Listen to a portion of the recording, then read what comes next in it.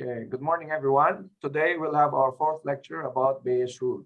So we finished our last lecture about decision trees, where the last topic of decision trees is about um, information gain.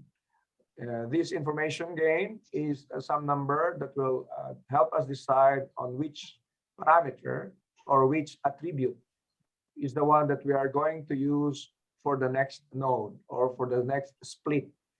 So this split or node or the attribute that we want to use is the one with the highest information gain. And the reason of the highest information gain is that it is where there is a lot of uncertainty. So the higher the uncertainty, we take care of the parameters with the highest uncertainty first, so that as we go towards the end of the trees or as we go towards the leaf, then the uncertainty becomes smaller and smaller, so that at the end in the leaves, the decision becomes certain. Okay, so we end the cycle of computation when the decision becomes certain. That there's always that decision, whether good or bad, in terms of the final decision, or some ways you cannot reach a decision because there are no more parameters to consider. That's also one possibility. So we have already, all of those we discussed already from our last meeting. Now, let me share my screen for Bayes' rule. Okay. So this is Bayes' rule. Now, we review the last two topics. So again, we have the polynomial regression, where they are given data points, the blue dots, and then we want to estimate the green function that will help us have a good estimation of the dots or the target values or the data that is provided to us. Okay, why do we want to have that function? So that that function will allow us to give an estimate of the data, especially in cases where there are no available data. For example, if we go beyond this, and we know this is like a sinusoidal function, then we can have a new, you can have an estimate, a new estimate of the data that was not seen before. Okay, or in between here, that was not given by the data, we can have a good estimate of what is the data value in the case of X of this value where the data, okay, that's the whole idea. So we extended it to decision trees. So the same thing, it is a function. So the function is a decision tree with the given inputs. The inputs are the attributes, okay? And then those attributes, in this case, attribute of outlook, humidity, and wind. And the decision will be yes or no in terms of playing tennis. So based on those input parameters, we are going to decide whether we are going to play tennis or not, okay? So the function is a decision tree. It is not an equation, but it is a decision tree where we have already decided, have a way of deciding which parameter or which attribute we are going to use first. And again, I mentioned that the parameter that we want to use is the parameter with the highest information gain. And the equations were given already and discussed last meeting. So now, finally, we come here. This is the third algorithm that we are going to discuss in this class. It's called Bayes' rule. So the equation of the Bayes' rule is this. Okay, it is about, we have discussed about this case of P. Okay, this is a probability function. Okay, where it is dependent on some relative probability, or we call it a probability that is dependent on certain given parameters. So for example, here, probability of a y given x. Okay, so this is how we read this equation. The probability of an event y given x is equal to the probability of the x given y multiplied by the probability of y itself divided by the probability of x. That's Bayes' rule. Okay. So now what we are trying to do here is that here the x is the parameter or the output, which is consisting of, for example, yes or no. Okay. And then the x is the attribute.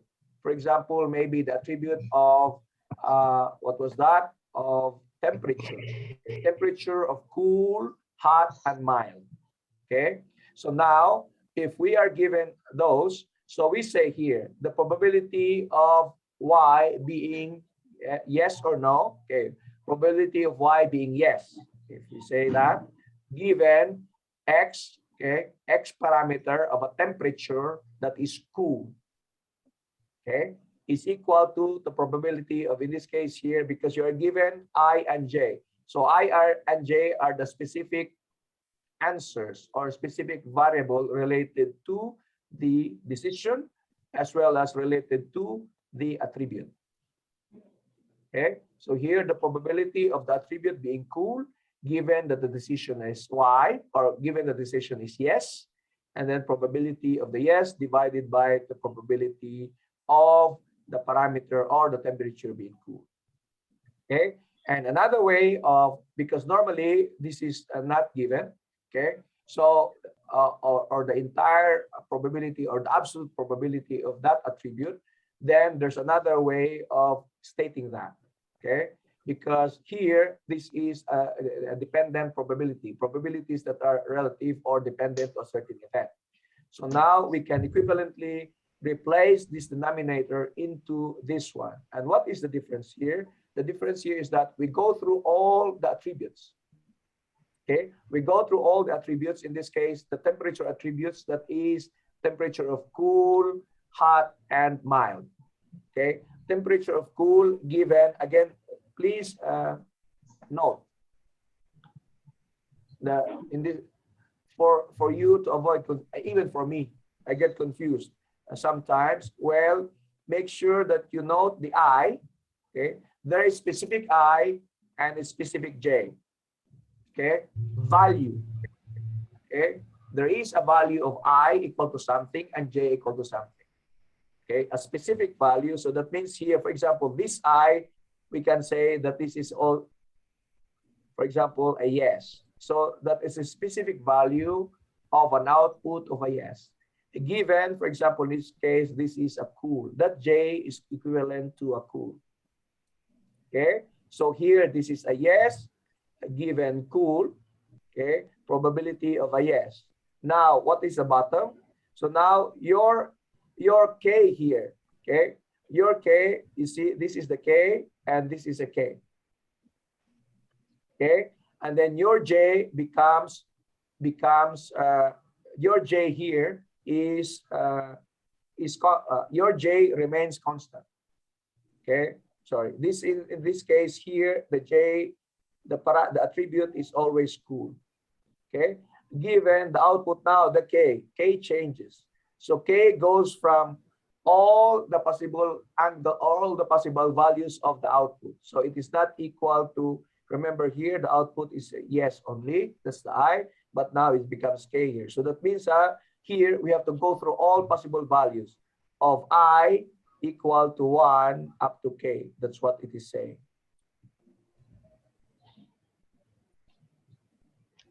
Okay, so here, so you have cool given yes. That's the first probability, given yes. Okay, and then the summation. The next one is the I goes from 1 to K. Okay, so in this case here, if it's yes or no, K is equal to 2. So now the probability of, again, because this one remains J, so that's cool, given a no, probability of a no. Okay. Okay, in this case here, this is equivalent to that probability, the absolute probability of a cool.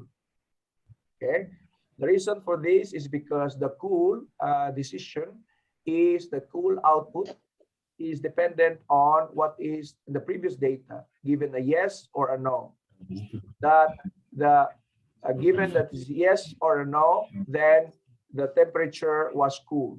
Okay, this is given by a previous data. So this is built on that data where the cool is dependent on the decision. Okay, now here the cool was the weather was cool given that the man played tennis. Okay, this was given in the data because we record the data that the man played yes and the temperature was cool, and that the man said no but the temperature was cool. So all these information are built by the given data. And well, in some cases you have an absolute information about probability of being cool that is not dependent of any output parameter, yes or no. If you have that, then you can just use this first equation. If not, you use the second equation.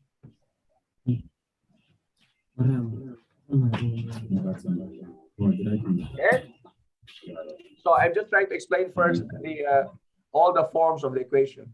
This is the general form of Bayes' rule, and this is equal. This is the total output and the total attribute, and then each of the output is consisting of its own values or the variable. So output, yes or no. Attribute, for example, attribute temperature, cool, mild, or hot.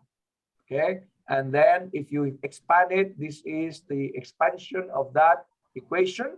Okay, or because you in some cases you miss this information, you don't have the absolute probability of the cool, for example, of the cool variable of the attribute temperature, then you need to compute it by considering all the cool variable attribute value given all the possible outputs of yes or no.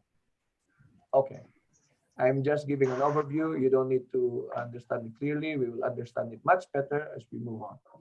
Okay, now, in this case, there are 3 jars. Okay, given that there are 3 jars of colored balls. Okay, one jar, okay, has yes, one jar, one.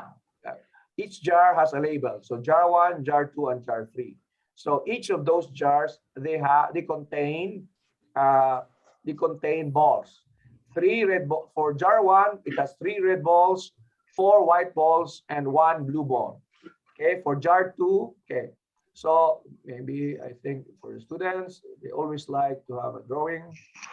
Okay, so this is jar 1.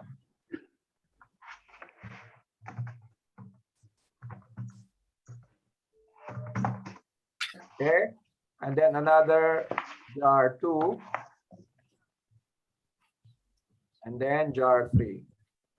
Okay, for jar 1, you have 3 red. 1, 2, 3. For jar 2, you have 2 reds, and for jar 3, you have 1, 2, 3, 4. Okay, now let's go to the white. We cannot draw a white, just draw it a yellow. So white 4. 1, 2, 3, 4. And then the other one has 2. 1, 2. And then the other one is 3. 1, 2, 3. In terms of the blue balls, you have 1 ball, that's 2. The other one has 3 balls, 2, 3. And the other one has 2 balls, 1, 2. Okay, so now those are your 3 jars. Okay, now we are going to pick one at a time, one randomly, 1 jar, 1 ball out of jar 1, another ball out of jar 2, and another ball out of jar 3. The question is, if the ball is red, what is the probability that is taken from the second jar? Okay, how do we write it?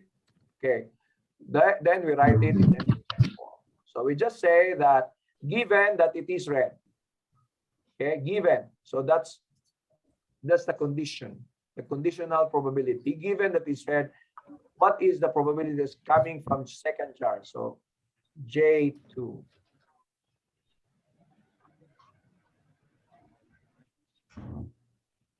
That's the question.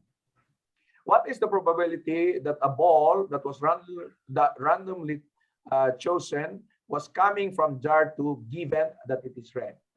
So that means that somehow all of them have red balls, right? All of them have a red ball in this jar. So someone pick, it doesn't see, it doesn't see, I have to tell them that I'm in a meeting. It doesn't see that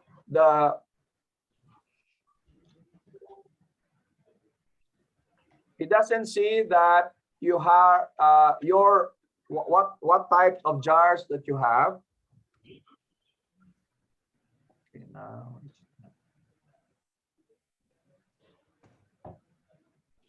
okay. The guy just picked randomly a ball, and then he doesn't see where the jar is. Like maybe he's covering his eyes and pick one ball and then said, "Oh, it's red." So what's the probability that it was coming from jar 2? We don't know which jar I took, but when I took it, it was red. Okay, so now, and these are all your 3 jars. There's no other jar. So the world is consist in this case of all the 3 jars.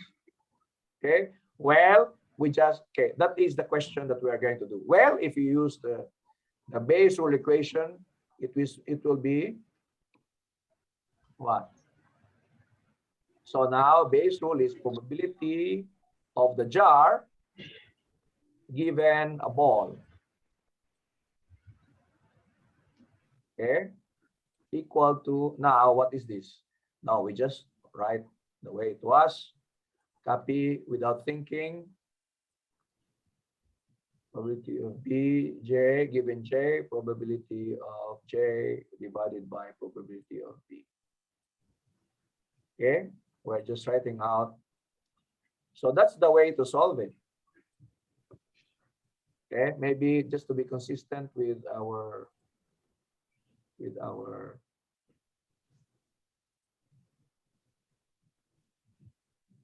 notation, we can write it down as ball that is red, BR. Okay. Okay, that's how we are going to solve it. We are going to apply this equation. But before that, let's understand first certain things.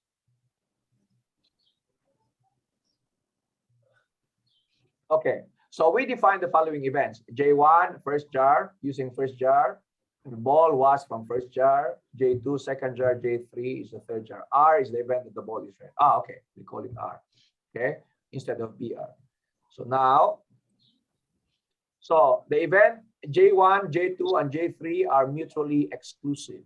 So mutually exclusive meaning they cannot happen at the same time. Okay, you can't choose only one. You cannot choose both, or you cannot choose all of them. Choose only one. Okay, so because of this, our samples are divided or partitioned into 3 events. So in this case, it will look like this in a Venn diagram. So we have jar 1, okay, jar 2, and jar 3 partitioned in this way. They are not overlapping.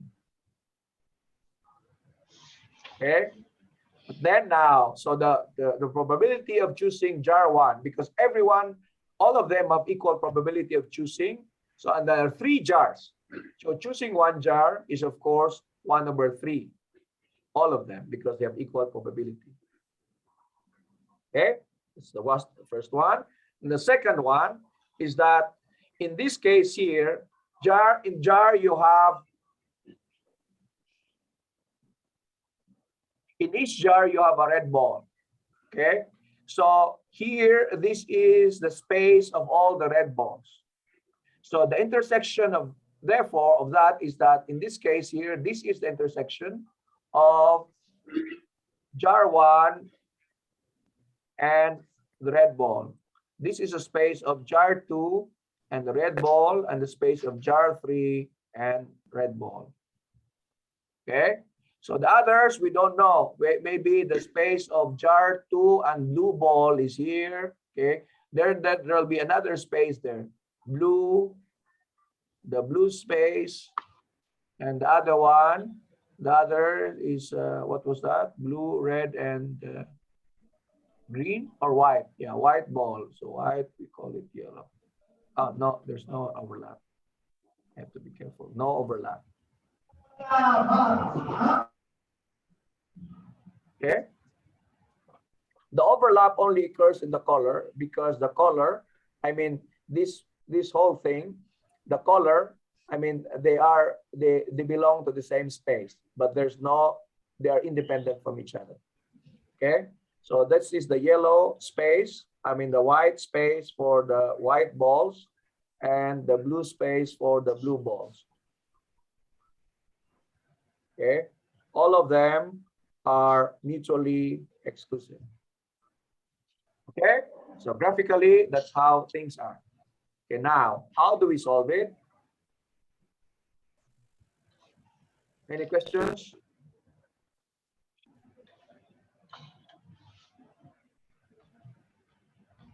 Okay. No questions. So in this case, please note the notation. J1 intersection of R, J2 intersection of R, and J3 intersection of R. This red ball. Here is J1 intersection of R of all the balls. This is the space of the jar 1 with all the balls. And one of the balls is red. Okay. So that means there is a yellow. Okay. Probably the way to do it is, maybe the more accurate way of doing it is like this, because that's the whole space like that. This is maybe just like that, because there's no other space. This is the yellow space of the yellow balls, and then this is the space of the blue balls. Maybe this is more correct, because afterwards there's no more other space.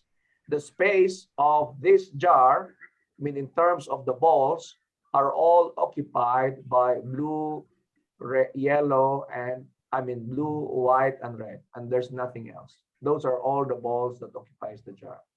Okay, probably this is the more accurate way of depicting it. Okay, anyway, let's continue. Okay, so what are the probabilities for each event in the sample space? So now we are saying that probability of A, okay, please note this, that probability of A intersection of B is that A intersection of B, probability of A given B, probability of B. Okay, so can we also say that this is equal to probability of B given A, probability of A.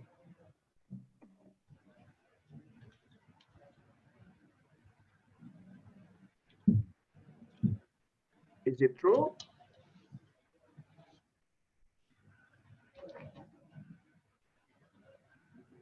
What do you think? Are they equivalent?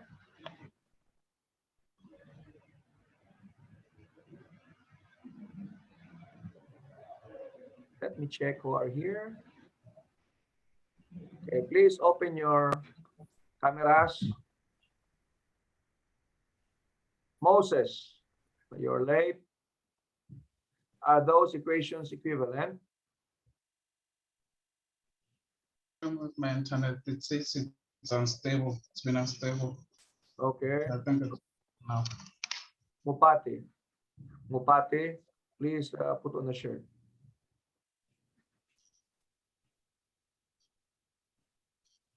Okay, Moses. So, Go Mupati. Okay, Moses, can you answer? Are these equations equivalent? Are those expressions equivalent? I've just joined the session now, so I haven't been following. No, I mean, yes. I mean, I'm just, do you see here the equation? Yes, sir. Okay, what do you think? Are they equivalent?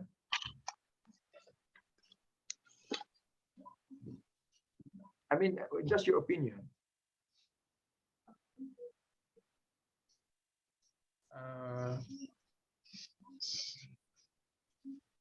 I think they're equivalent. Yeah, they're equivalent. Okay. What do you think, Mr. Mopati?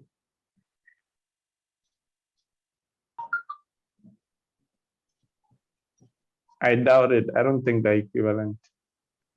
Okay. Who else? Mr. Udi Mopelo, are you there? Yes, sir. Okay, your camera is not working. We want to see you. This is your first time in the class. We want to welcome you. And next week will be the long test already. You think you can make it?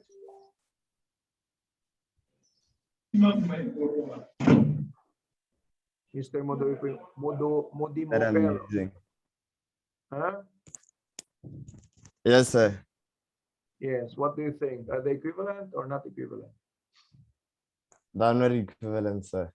Why do you think they're not equivalent? I think they have a different sample space. Maybe if it was the probability of B intersection A, maybe that's when they would be equivalent. Okay.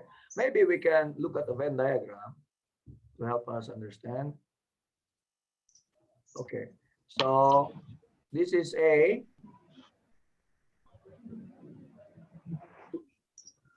And this is B. Okay. The intersection of A and B is this one. Okay. And maybe this is the whole space. Okay. And we want to see how big is this intersection with respect to the whole space.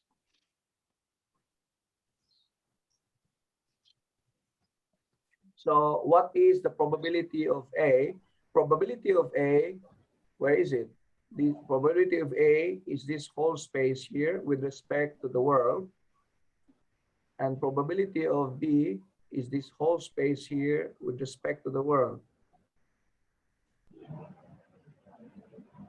Okay, then let me write the intersection with another color.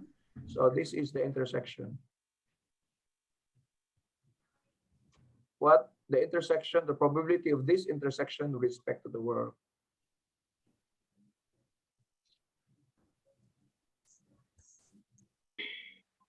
Okay, what do you think?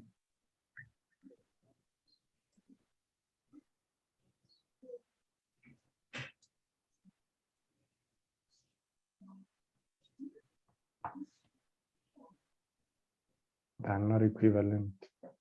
Okay, okay, it's fine. So let's check if they're not equivalent. I don't want to say it, so that let's see, okay, for us to discover. Now, okay, let's move on to the next slide. There.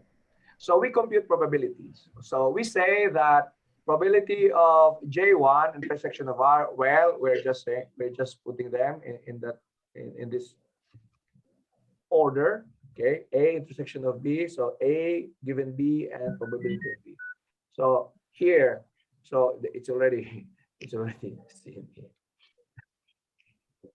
I was trying to hide it, but no, it's, you see, A and B, then A first, then B. Then here it says J1R, but R here first before J1. Okay, anyway, that's the answer. Did you get what I'm saying? Okay, anyway, so here, intersection of probability of intersection J1 intersection with R probability. So now we can write it as red, okay, red ball given J1 multiplied by probability of J1. So then we can write it like this. So if you are given this equation, we can write what is the probability of J1. We know probability of J1 already. What was it? All of them of equal probabilities, and so that is 1/3, right? We know it. This is 1/3. Okay, because all jars have equal probabilities. We say that J1, J2, and J3. Okay, all of them have equal probabilities. Probability of checking, because there are 3 of them, okay, the probability of getting into J1 is the same as J2 and is the same as J3.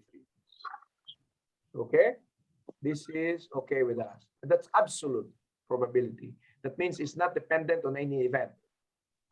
Okay, it is by itself an event and not dependent on anything. It can occur independent of all the others. Okay, now probability of red given J1. So red given J1.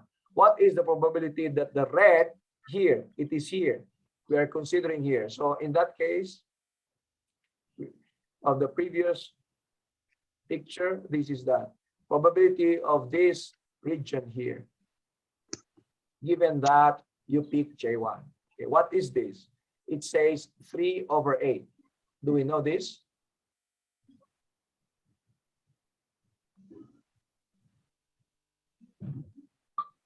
Do we know this? How did we get 3/8?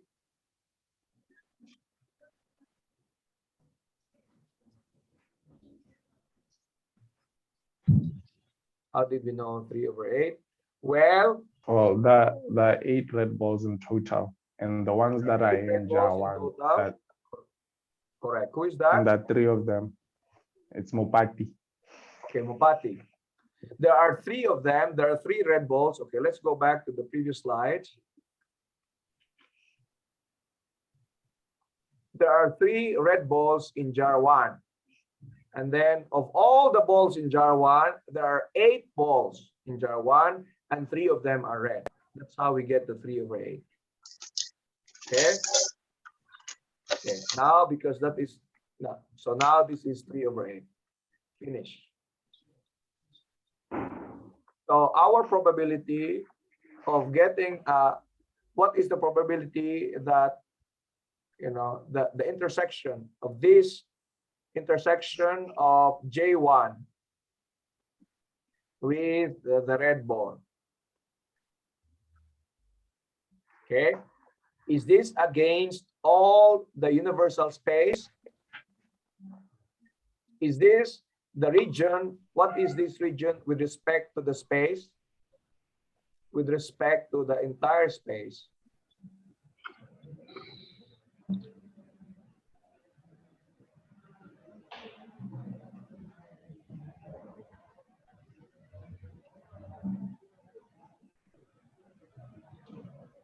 Is that what it is?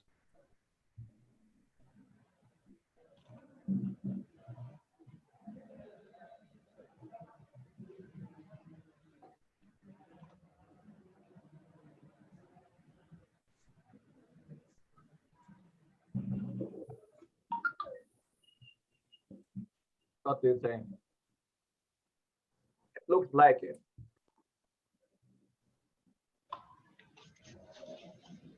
Okay. Okay, let's keep a note on that one. Is this the entire space? Okay, that's the second note. The first note is that whether this is commutative, whether we can say J1 intersection of R can also be written as J1 given R probability multiplied by probability of R.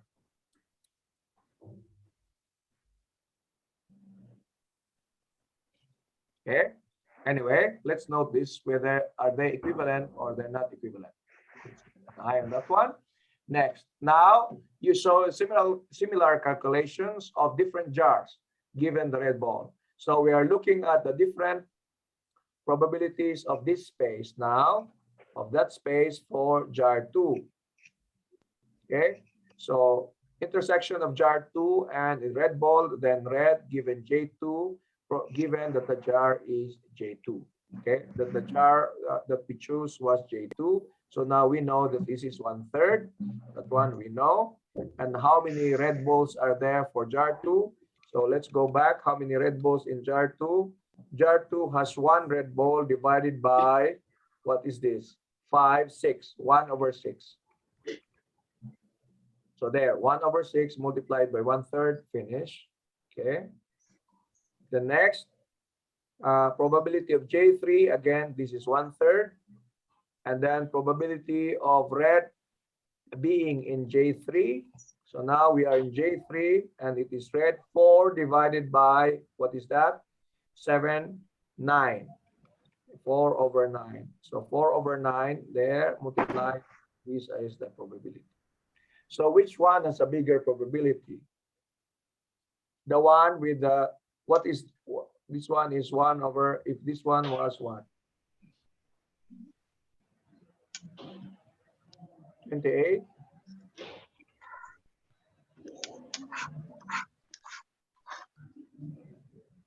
32, 7. What is 7 times 4? 28, yeah? 28. So it will be 1/28. So roughly roughly, if this is 4, roughly 1/8. So, but then this is not, because this is smaller. So maybe this is bigger. This is bigger than this one. So maybe this is the bigger probability. That means this is the bigger space. Okay. Okay. Let's continue. Okay. This is a case when we know how many jars are there we can count them. We can count them based on what is given to us, the data that is given to us. Okay. So, but then if you write it in terms of, we can write it in terms of Bayes rule.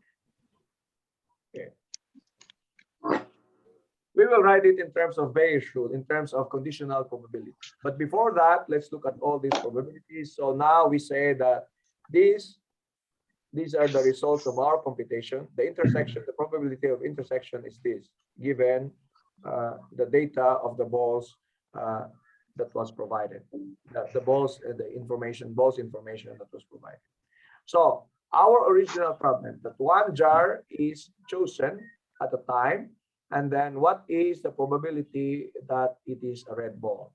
So now, I mean, it is a, sorry, what is the one ball is chosen and it is red, and what is probability is coming from the jar 2. So there, this is that probability, and then now here we are given from the equation of the intersection equation, we have this. So we know that J intersection with R probability can be written as probability of J2 given R, probability of R.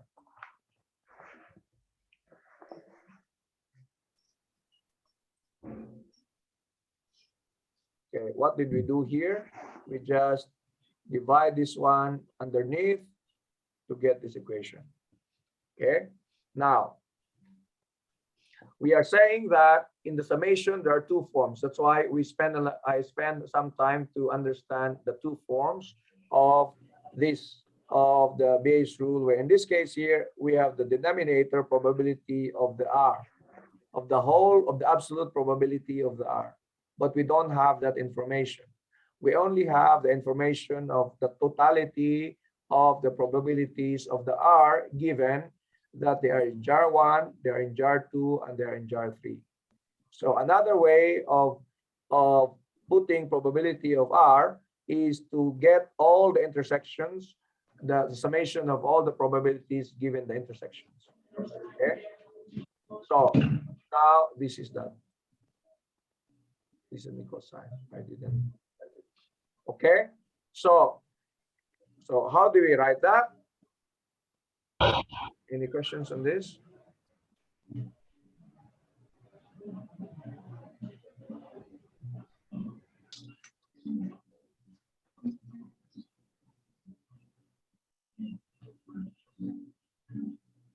Okay. In terms of intersections, this is what we do. So the intersection of the J2 and R, okay. Well, this one we know from the computation, from the previous computation. Okay, we know that is equal to probability of, okay, this is R given J2 multiplied by probability of J2. Okay, that's how we computed this. What about here?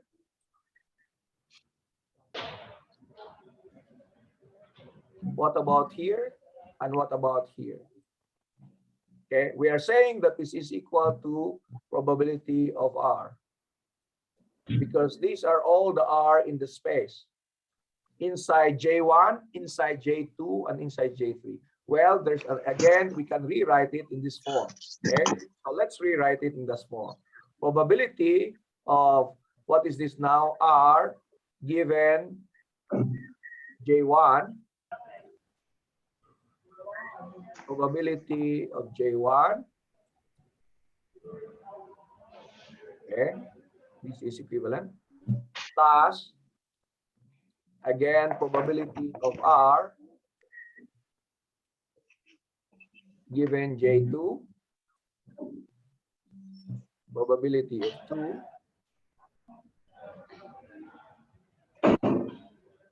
plus probability of R again given J3.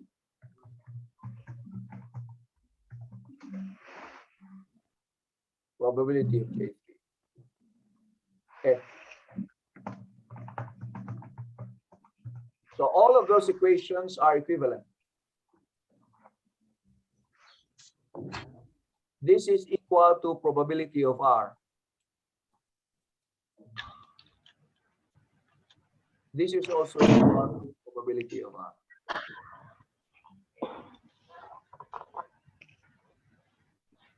Okay? So, because we have already conveniently computed this before, we know that this is 1/18, this part here. We know that this is 1/18, and this is, 1/8, that's 1/18, and this is 4/17. Well, because we computed them from here, it was multiplied by 1/3, and this one was, what is red in jar number 1? I think 5/8. I don't know. I forgot. What was that? How many balls, red balls were there in 3? 3/8, 1/5, and 4/9. So 3/8. I'm just rewriting because here we are already giving the entire. Okay, maybe I should change the color. We're already giving the entire values without showing how things were derived. There. So there we know that this was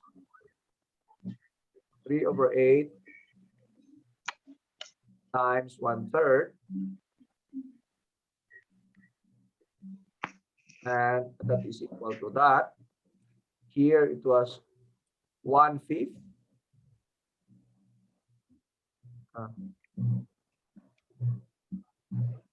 1/6. 1/6. Okay, this is 1/6 times 1/3. I'm just rewriting to show that these are previously derived, resulting there, and this is 4/9 times 1/3. Okay. Okay, because to write the intersections like this, we write them in terms of probabilities.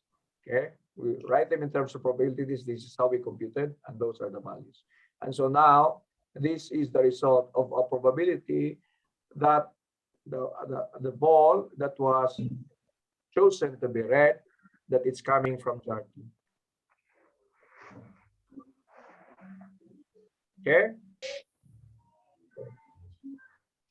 Any questions?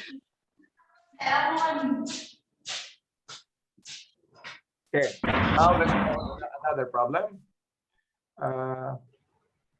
We can write this in terms of tree diagrams, but we can write this also in terms of Bayes rule. So can someone read this one?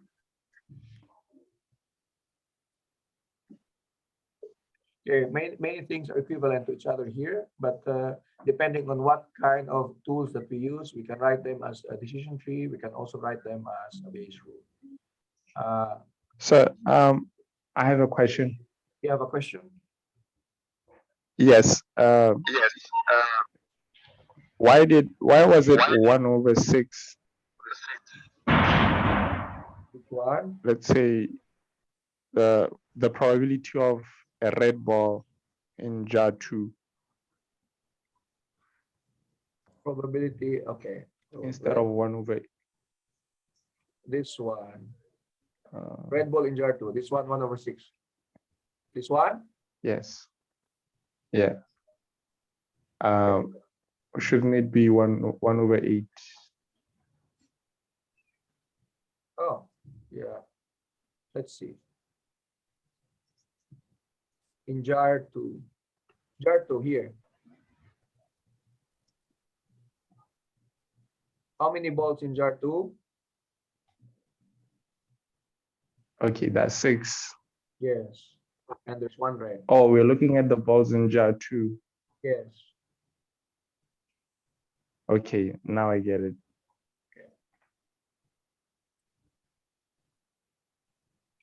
Thank you. No problem. Okay. Any other questions?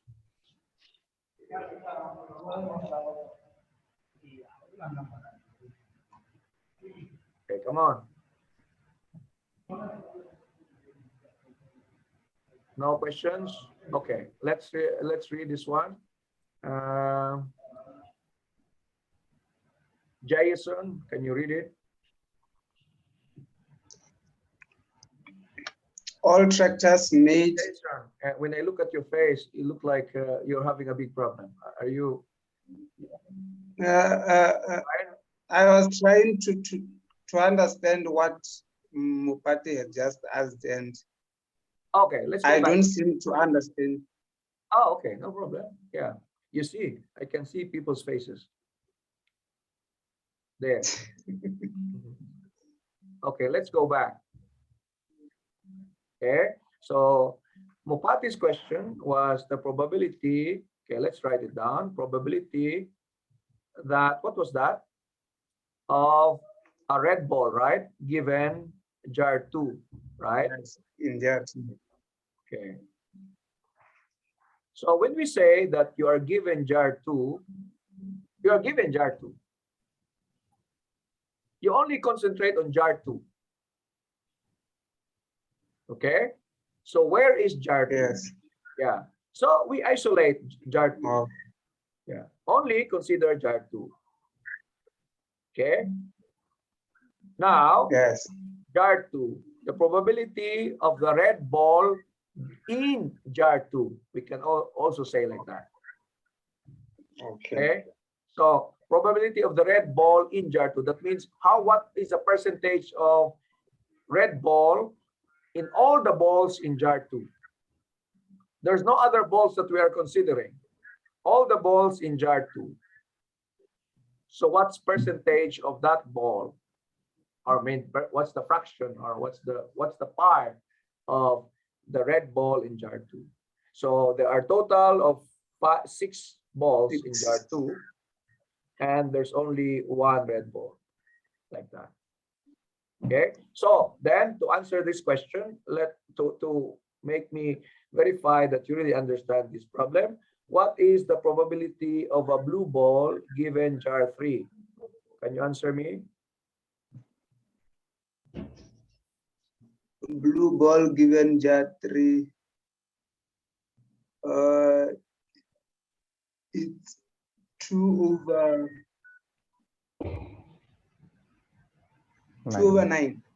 Okay, very good. And the probability of a white ball given jar 1.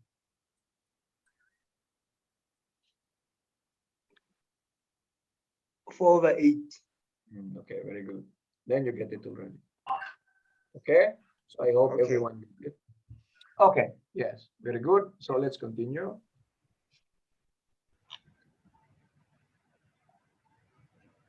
Okay, so we still have questions about the intersection of whether, okay, this one, nobody answered to me yet. Or do you want me to answer it?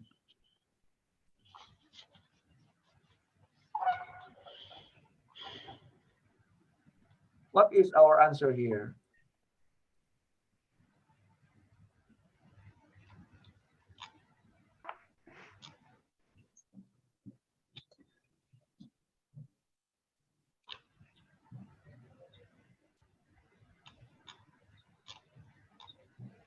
What is our answer here? Are they equivalent?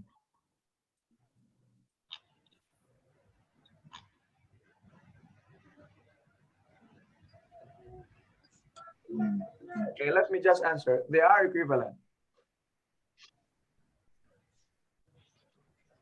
Okay.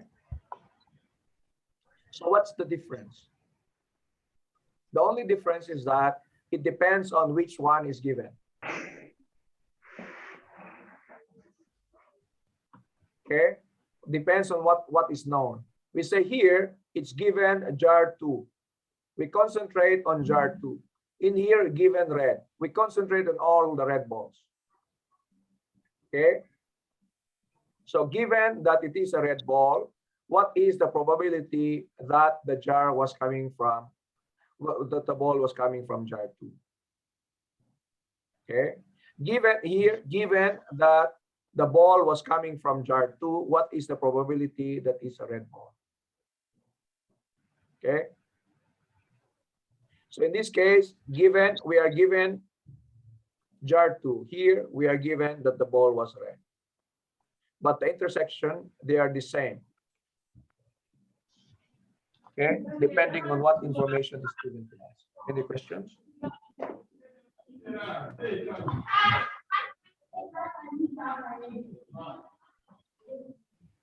Okay, it's a different way of writing depending on what information is given to you. Okay, please note it, and then if things come back to this discussion, tell me. Okay, then I'll try to explain. Okay, let's read this one. Who wants to read? Moses, you can read now. Masa, yes, Masa. The question on tree diagrams. No, Masa wants to say something. You want to say something? I want to read. You want to read? Okay, read. All tractors made by a company are produced read on the very beginning. Example. Example.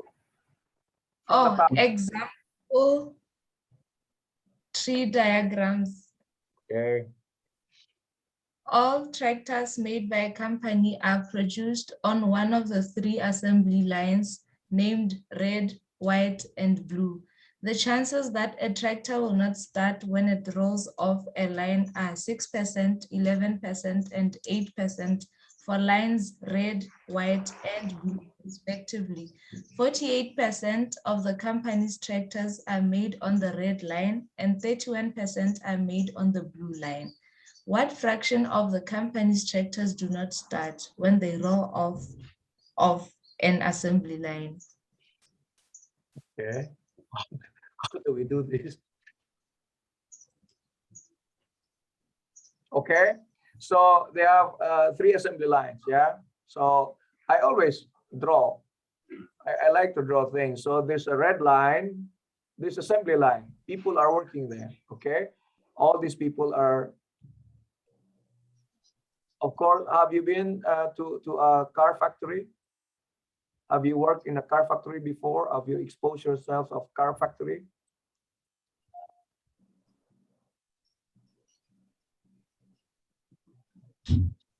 No? Okay, I worked before in Toyota. No. So this tractor will go assembly line and then they will come out. That's a kind of not a very bad drawing actually. The tractor will come out. Okay. Now that's the red line and there's a white line. White, we'll call it yellow. And the same thing, that's what they do, okay? They will assemble the tractor or they assemble the car. People on the assembly line will be doing all things that are necessary on the tractor, or in this case, on the tractor, yeah? So, well, I'm just coloring it yellow for the tractor coming from the white line, but I don't think that their color will be according to the assembly line. They should be the same. Okay, now in the blue line, you have, tell me if it's time for a break. Is it time for a break? Oh, yes, it's a time for, let me just draw this one. I have to redraw this once we get back online. But anyway, so this is the tractors, yeah. So each of them will come out, and then people working in the assembly line. There are people working here. So maybe, I mean, the result is that the defective tractors coming out of each line are different in terms of numbers, okay? The one with the highest defective line, 48% of the tractors are made in red line. Oh, the quantity. So the quantity of the tractor, 48% are coming here. And then 31%, in the red line, 31 in the blue line, so 31%. So most likely there are more people in the red line and then the 31% in the blue line. So what percentage is the white line? So we can subtract, yeah? So what this is 9, 79. So what is 79? Maybe I think this is 21, right? 21% from the white line. So now, okay, the chances that the tractor will not start rolls off the line is that 28%. So probability of the tractor will not start. We'll just call it defective. Okay, defective tractor coming from red line. Okay, defective tractor coming from white line and defective tractor coming from blue line. Defective coming from blue. Okay. So well, the nice thing about problems in school is that they are made so that the numbers will, you know, suit to the equations that we are working on. But in real life, you know, there's no such thing. You know, you gather information and you apply whatever, you know, solution you think is good. Yeah. But for here, you know, things come into the right place. Oh, this number is like a jigsaw puzzle. No? There's a number that you need to put in and then collect them, put them together. Okay, that's a nice thing about this. Okay, but anyway, these are the information. We will work on them later. You can see already how the probabilities are designed. All you need to do is fill up, you know, write down the terms, the right side of the equation, and finish. Okay. Okay, I will see you after 10 minutes.